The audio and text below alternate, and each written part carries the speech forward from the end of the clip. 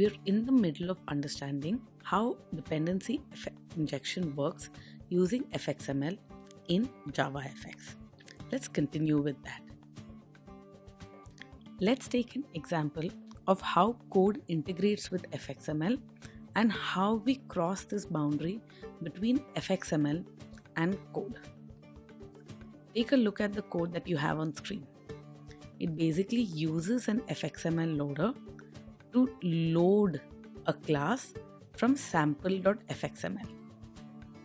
Notice how the FXML file is converted to a node of type parent by the FXML loader class. Here is the bridge between FXML and Java, provided by the FXML loader. The highlighted line of code is actually really important. Once the FXML loader loads an FXML file and creates a node of type parent, it can be treated just like any other Java code which was instantiated in the regular way. There is no difference. Once the root is instantiated and has all its member variables, there is no difference between a root that was instantiated in Java and one that was instantiated in FXML. However, here we know nothing about what that class actually is. It has been specified by a UX designer.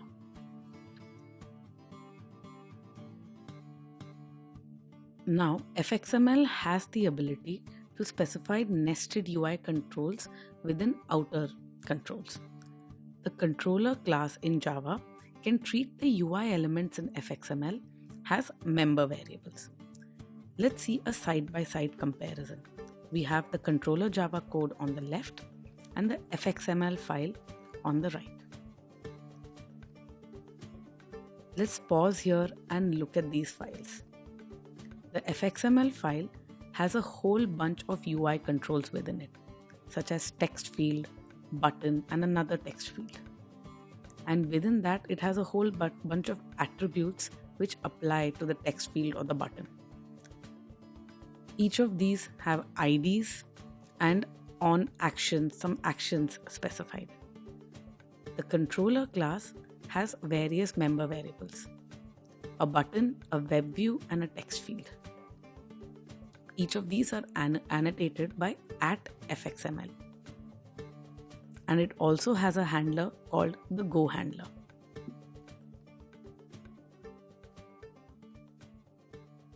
We'll be examining the relationship between the controller Java code and the FXML file in some detail.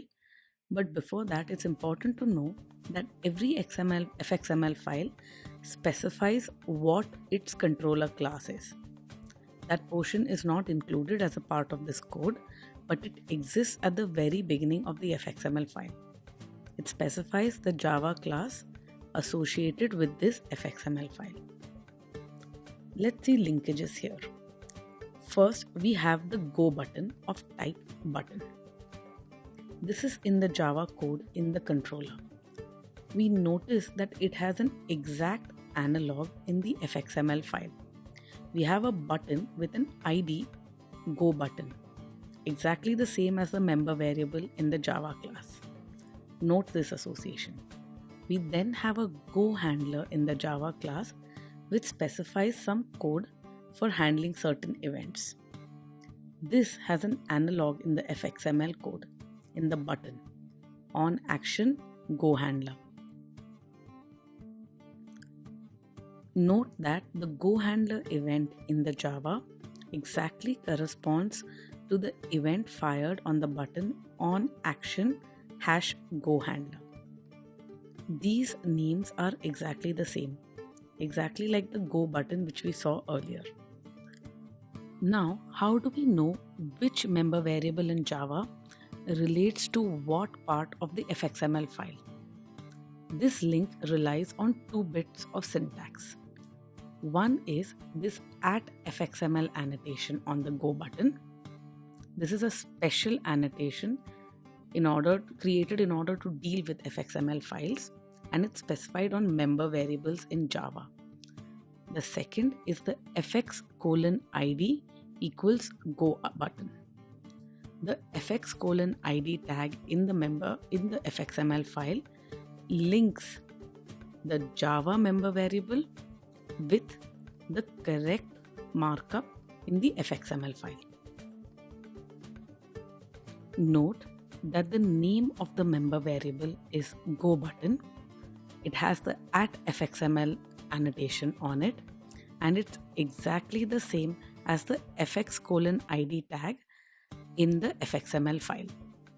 This creates the link.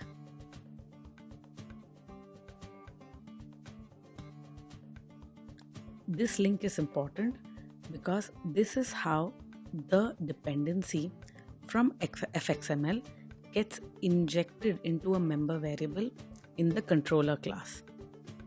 This is the nub of dependency injection as specified by fxml in JavaFX. Let's take a deeper look at this. The @fxml attribute is worth a second look. We have the controller code here on the left. Here we have member variables marked @fxml. We also have member functions marked @fxml. So we have 3 member variables and 2 member functions. The 3 member variables are the Go button, the browser, and the URL text field. And the 2 member functions are the Go handler, which takes in an action event, and initialize. Now, when a member variable is marked @fxml, when the fxml is being loaded by the fxml loader, Java will check that the type of this member variable and the fx::id tag with the same name as the member variable. For example, our previous example had the Go button, and that if that is a button, the member variable also needs to be a button. Java will check that the name and the type agree between the Java and the fxml. If they do not, it's an error. So when the button class is injected into the Java code, its member variable should also be of type button. In the case of member functions marked fxml with the @fxml annotation, if that member function takes in an event, then the function can be used directly as an event handler. Java behind the scenes automatically does all the wiring required for that member function to be used as an event handler. That is really cool because this happens without all the boilerplate for implementing an event handler. If you've done any UI programming, you know that's a lot of code. Java and JavaFX and fxml takes care of this behind the scenes.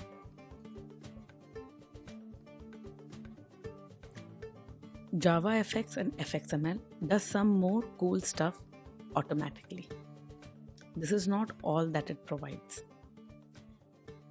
If you have a member function marked with the @fxml attribute and it's called initialize, then the fxml loader will look for and execute this function automatically when this class is instantiated. This initialize method serves as a constructor for this controller. Because this controller is instantiated from fxml loader, it has no constructor. Initialize is its constructor.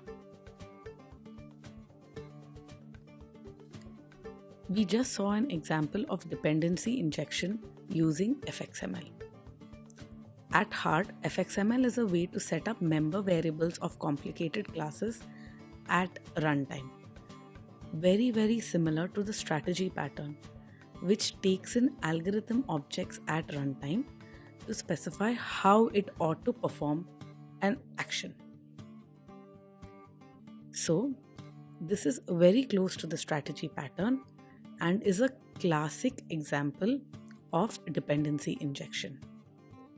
The ability of fxml loader to serve as an injector of UI controls into the controller class is a classic example of dependency injection.